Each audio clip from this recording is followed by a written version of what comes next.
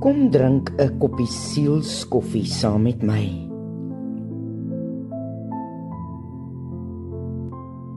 Ek was nooit die maklikste mens om mee saam te leef nie.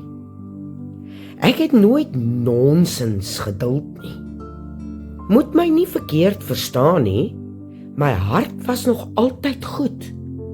Maar wanneer jy my verkeerd opgevryf het, het jy die volle gewig van my opinie gekry.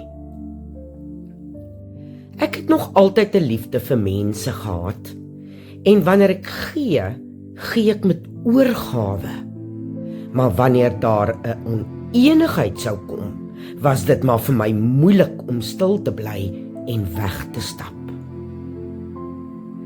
Vanoggend kom die teksvers in Matteus 5 vers 9 by my op wat sê: Geseënd is die vredemakers, want hulle sal kinders van God genoem word.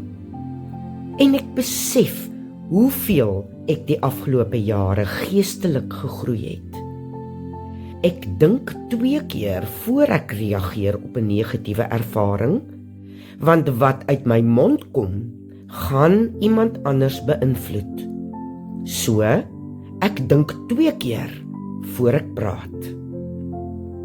Hoe ek na die lewe kyk is ook anders, meer positief, en ek weet dat ongerieflike moeilike tye tydelik is en altyd sal uitwerk vir my beswil, ten goeie. En dan my houding of attitude teenoor myself, die wêreld en ander mense het radikaal verander, soos God dit beskik het om te wees. En ek voel na daardie teksvers in Matteus vanoggend 'n dankbaarheid in die diepte van my hart, en ek roep met trane wat oor my wange rol uit. Dankie Here, dat U my 8 jaar gelede hard en duidelik geroep het met die woorde: Jy is myne, en dis tyd vir jou om te kies. U het geweet dat dit die keerpunt sou wees in my lewe. Ek kon nie langer nee sê nie. Ek moes omdraai. Dankie Here, dat U my voor daardie keuse kom stel het. Die pad tot hier was moeilik, maar elke tree die moeite werd. My drome was groot en ek was verpletter. U het my opgetel en elke seerkry eina help skoonmaak en toewerk tot dit genees het, en nou 'n pragtige letsel is wat koninkrykswaarde dra. My drome is steeds groot, en met U hand in myne is daardie drome nou oneindig bonatuurlik en in U hand.